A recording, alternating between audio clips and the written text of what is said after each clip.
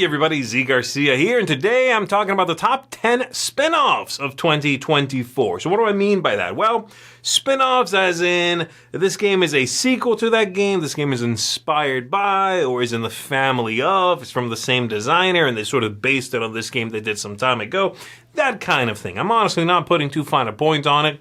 They all felt like legitimate picks to me, so that's what I'm going with. Many of them will be obvious, some not as much, but not a big deal.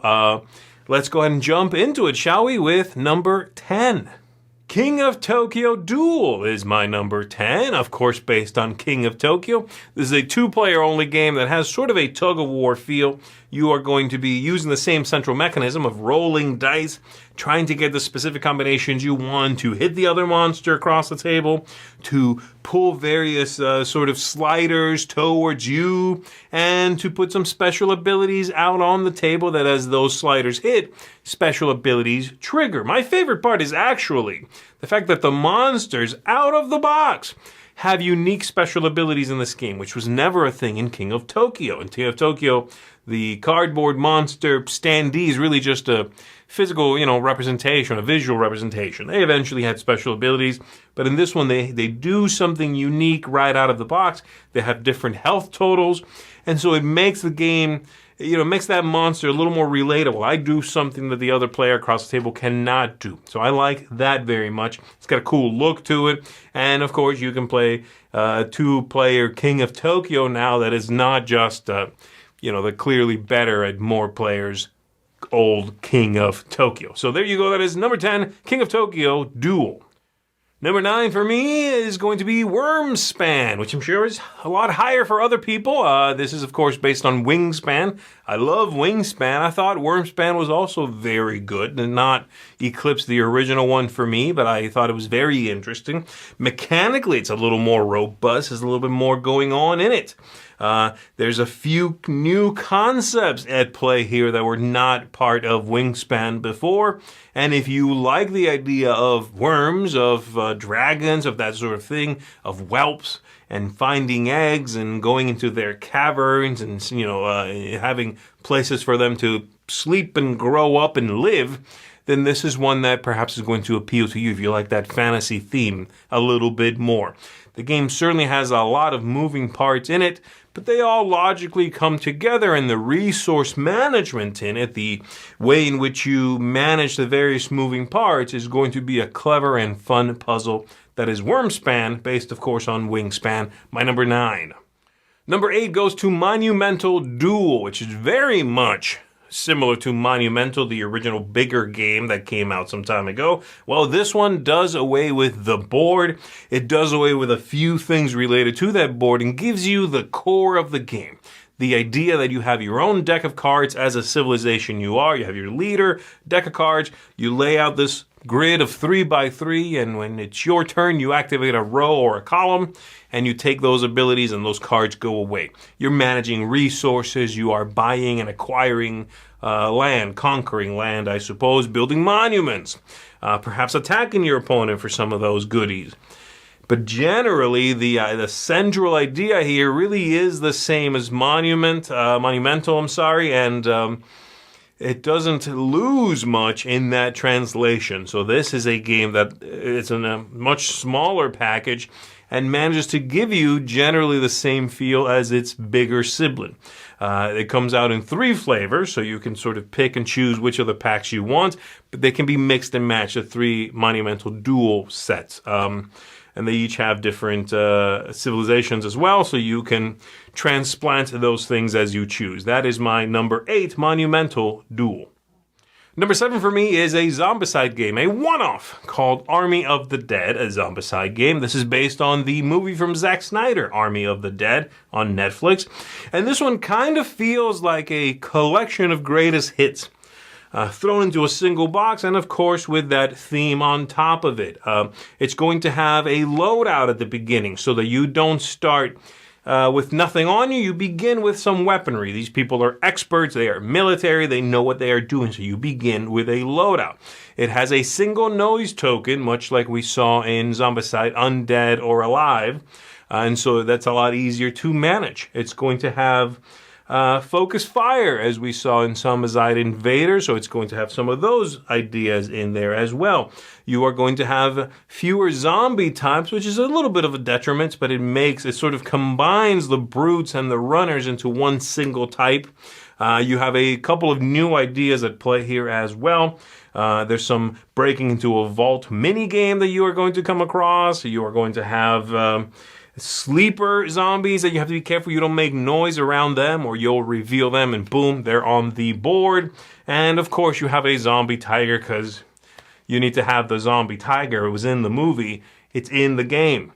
So that is Army of the Dead, a Zombicide game. A really neat, difficult, but sort of interesting collection of ideas from other zombie games, Zombicide games, brought together in this one package as a standalone offering, and it works.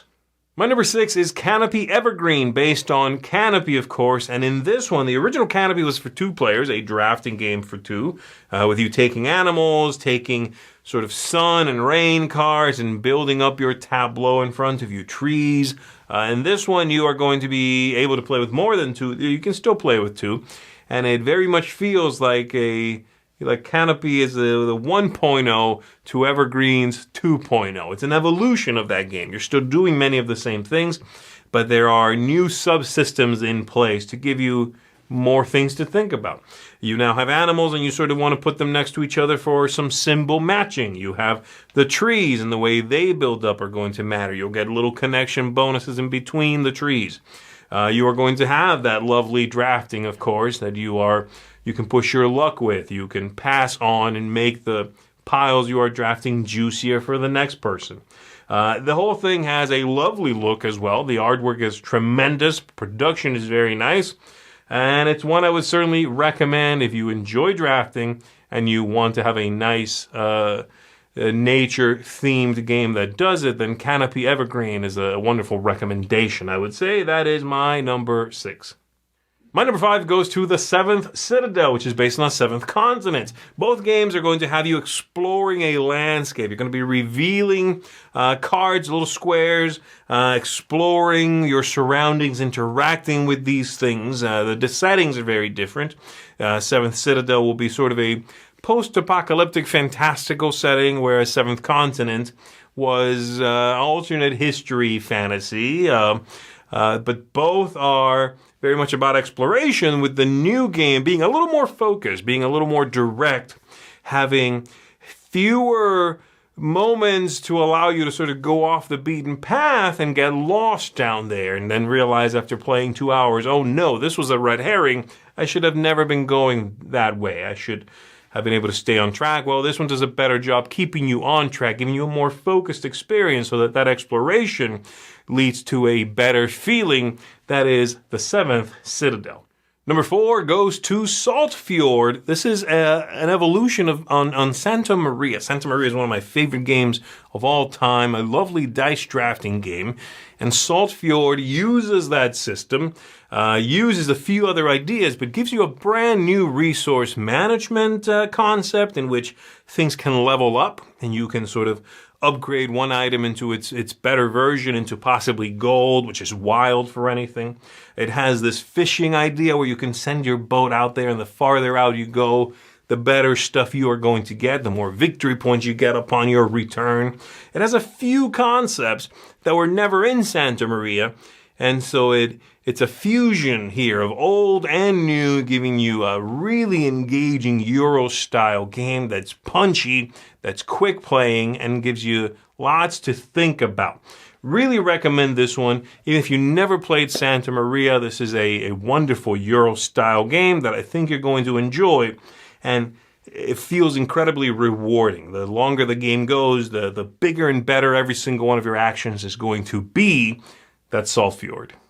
It's time for the Heroes of Freedom 5 for my number 3 pick. Freedom 5 is based on Defenders of the Realm, a cooperative game in which you were sort of defending the realm from monsters and dragons and what have you. Well, now you're superheroes, the superheroes that are featured in Sentinels of the Multiverse. You are those characters defending the city. The city is down on sort of boots on the ground level. You're fighting off thugs, you are keeping places from being overrun, you are going on various missions around the city, and of course then the big bads will show up and you need to roll a bunch of dice and take them out. You're going to have your own deck of cards, something that was not seen before in Defenders of the Realm. You're going to be managing those cards. They give you special abilities, they let you move and attack and that sort of thing, but then you can also combine some of those cards, discard them to roll a handful of dice against the bosses in the game, trying to take them out. The game is scenario-based, so you can play whichever scenario you want to. They're very replayable, and it's going to let you cooperate with the other superheroes in town trying to overcome these challenges. It's very vibrant, it's fun, it's fast-paced, there's plenty to do at any given moment, and it does a good job of letting you feel like the character you picked. You'll do things nobody else can do. You'll bring to the table abilities nobody else can bring. That's Freedom 5, my number 3 pick. Number 2 pick goes to Tidal Blades 2, Rise of the Unfolders. And this is a straight-up sequel to Tidal Blades, the original Tidal Blades. It's in the same world. You represent the same characters, and you are going to have to band together to fight some things that are going wrong. The game is a campaign game, so you'll be going through scenario after scenario in it. It has some incredibly clever mechanisms in it in which you are managing your cards as sort of your attacks and your moves, and you put them into this grid in front of you. You'll activate a row or a column in that grid, and as you put more cards in there, those things get more and more powerful. When you finally activate 3 cards, you'll get quite the turn, but then those 3 cards clear off of your board and you're reset in that space at least. Feels really good. Has a wonderful ebb and flow. It has a lovely, vibrant, kind of tropical setting. The whole thing has neat writing, good narration, great design of scenarios, some fun combat in there with some dice rolling. And it just feels good to return to the world of Tidal Blades in what's now kind of a dungeon crawl, whereas before, Tidal Blades 1 is really more of a resource management game. You were training, if you would. Well, now you're putting that training to the test in combat. In Rise of the Unfolders, it's my number 2 pick. And lastly, my number 1 might not come as a surprise. It's been a critical darling now for a few months, and this is the Lord of the Rings Duel for Middle-earth. And that is based, of course, on Seven Wonders Duel. It takes the core of Seven Wonders Duel, it strips away a couple of ideas, simplifies, in fact, some ideas, but then gives you a whole bunch of Lord of the Rings flavor and concepts at play. You have personified the chase for the ring, sort of the ring bearer running away from the Nazgul chasing them. You have pulling back the camera, combat on this sort of map in which you're going to be building towers and putting out soldiers. You have this lovely drafting, of course, still the original drafting out of Seven Wonders Duel, in which you might, if you take the wrong card at the wrong time, reveal new options to your opponent, who might very much use that against you. The whole thing is incredibly well balanced, has lovely artwork, feels tense, feels bigger than the box would lead you to believe. I just found it to be a tremendous design, and so have many other people. So I certainly recommend it. That is Lord of the Rings Duel for Middle-earth, my number 1 pick.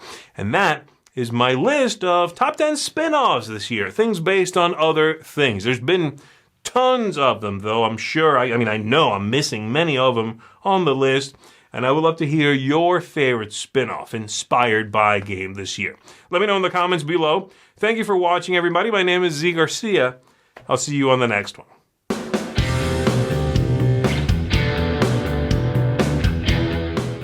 Hey everybody, thanks for watching another video from the Dice Tower. Hey, you want to learn more about us, communicate with us? We have a Facebook group, we have a Discord channel, lots of different ways to get involved with the Dice Tower. You can find that in our Linktree link below. So just click that, it will take you and you can communicate with us on Facebook, join our Facebook groups. There's lots of cool things that you can find and become part of the Dice Tower. Thanks so much for watching. I'm Tom Vasel.